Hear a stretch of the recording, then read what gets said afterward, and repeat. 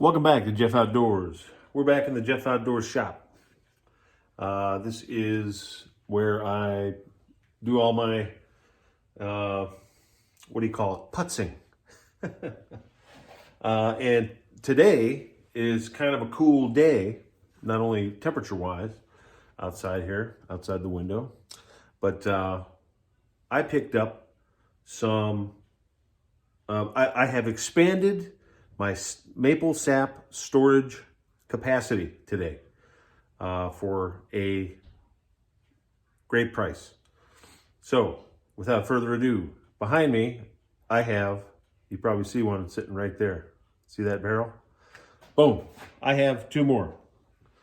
These are Kalamata olive barrels from Greece.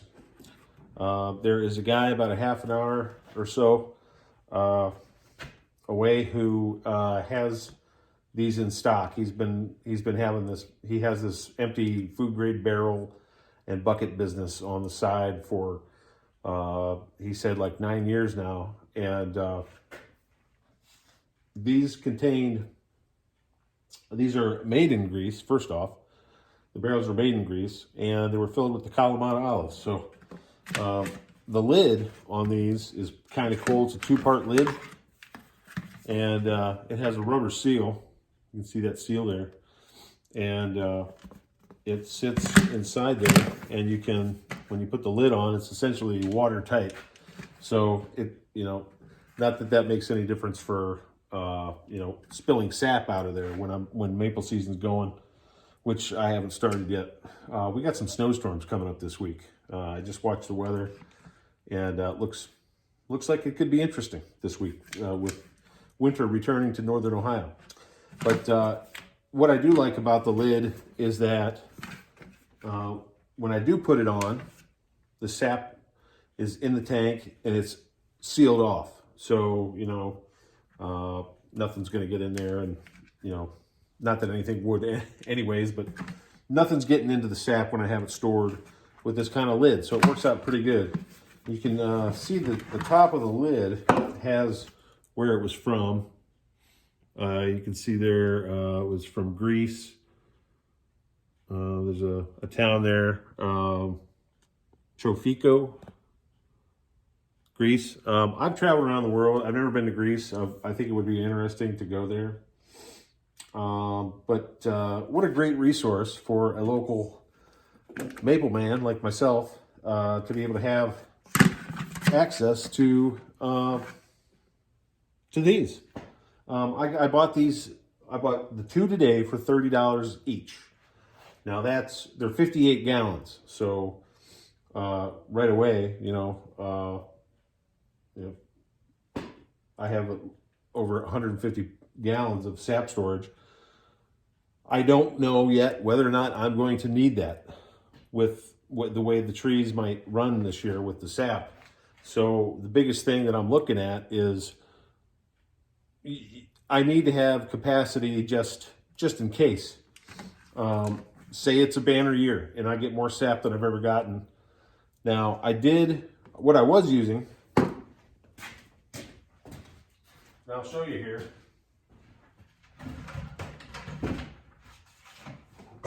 Was essentially these 5-gallon food grade Tractor Supply buckets, and these work great. These work absolutely great. Sap only.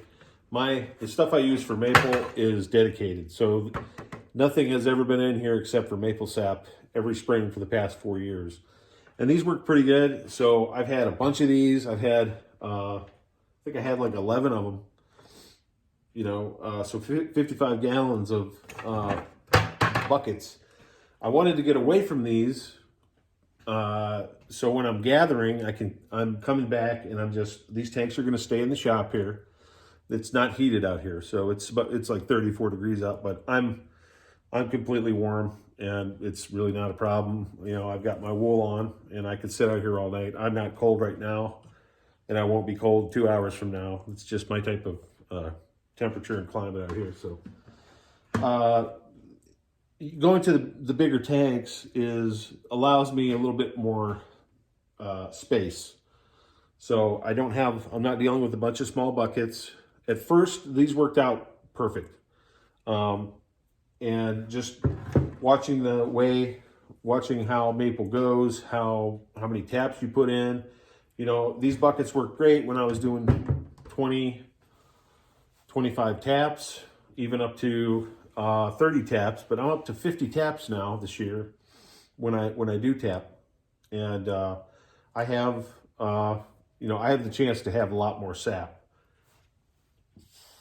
And the buckets just weren't going to work. I may still use them, but the olive barrels, which I just cleaned, I have them tipped over.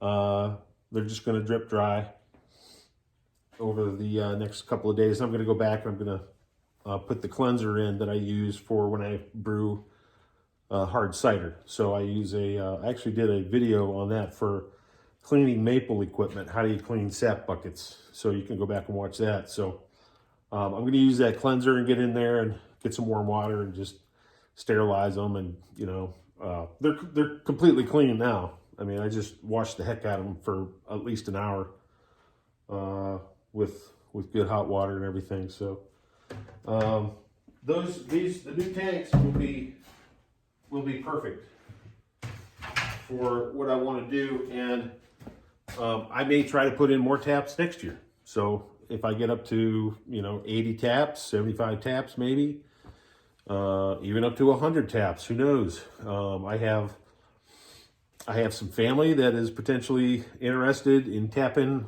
their farm, which I have my fingers crossed about. I'm hoping that works out, but we'll see. Because that would be a substantial notch up in the maple game. Not that it's a game. I don't do it for a game. I do it because I love to do it.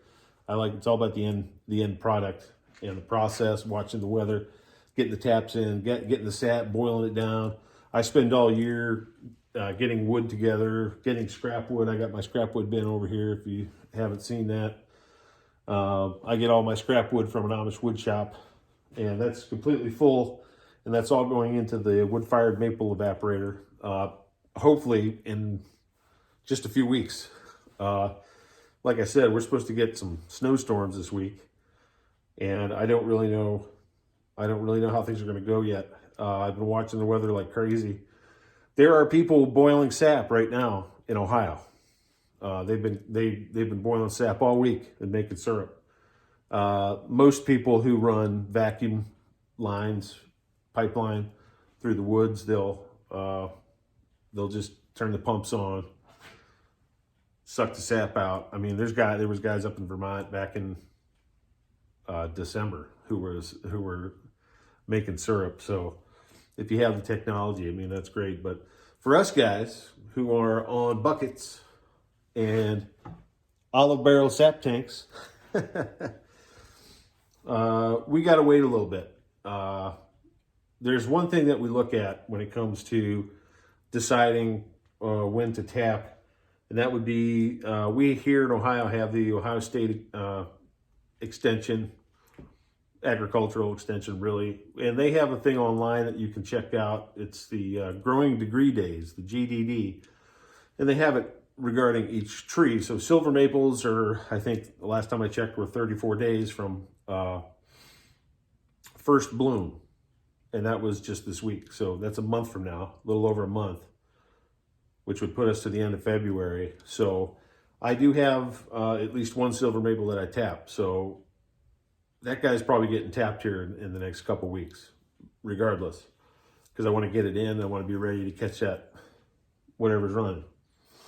I don't know if anything's running out there this week. It was warm enough to run. I didn't put a test bucket out like I normally would because I've been watching the weather. And I 2 weeks ago, if you watch the GFS weather model, it was showing some storms coming up. So I've been holding off. I don't want to put taps in and have the holes start healing up on me come the end of February, when we things really normally start to get cranking with the sap production. So it's that fine tune, that fine balance of when to tap, the growing degree days, watching and waiting, and you know,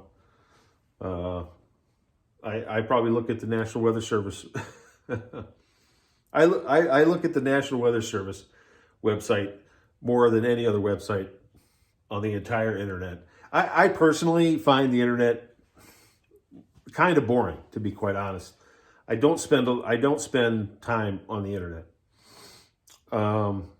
I will go to certain websites and read some medical studies, nutritional studies, and there's a couple of websites for that. But I don't play games on there. I don't watch movies. I don't have subscriptions. I don't have internet here at the house.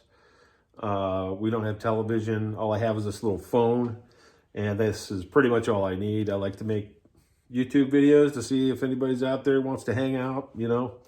I make phone calls, and I text on this thing here too. So I don't spend time on the internet. I just don't. It's only been out for, really about 20 years. If you really want to get into the meat of it, of Yahoo, and then Google, YouTube, emails. I mean, when I was in college, we hardly did emails. It was just this. It was like a new thing. Nobody really used it all that much. I mean, my professors back in college, they called me. Like, they had my phone number and they would call me, especially after 9/11 when that happened. I was in college in 2001, and my political science professor called me, and they were putting together a ad hoc group of people, students, to kind of study the reaction of what happened that day when the planes ran into the World Trade Center.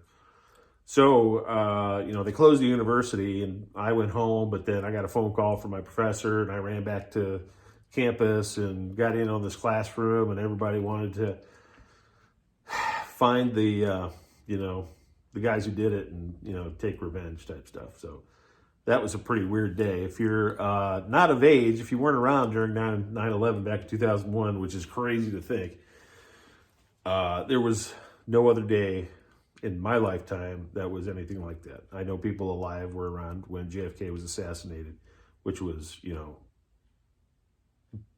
a major world event.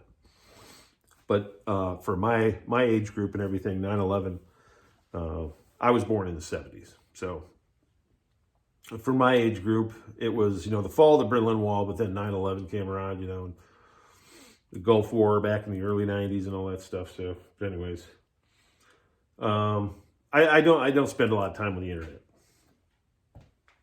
Now, what day is it? It's the 21st of January, 2023. I am just about ready for the sap to run.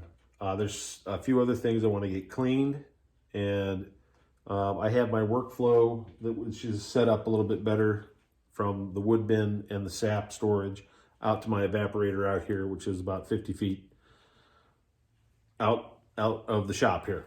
So that's exciting, because anytime you can up your efficiency, that's good. And I'm really looking forward to it. So it's Saturday night, and I'm just out here kind of hanging out, putzing around. Got done cleaning the new sap tanks, and just had some, thought I would pop on, and maybe if your Saturday night is not as happening as some people's out there, Saturday night people go out and do the. I'm not really one of those guys. Right. I'm not. I mean, I would have a good time if I went out on a Saturday night, not a problem. But I just, I don't know if it's my age or what, but there are other things that I like to do that I'm going to do while I'm here, and I've never been one to go along with the crowd too much. I've had that kind of like little bit of a lone wolf thing going on for a little while. So I don't know if it's just from growing up in the woods out here or what, but 45 years here this year. So for me, yeah, that's pretty cool. Anyways, thanks for tuning in.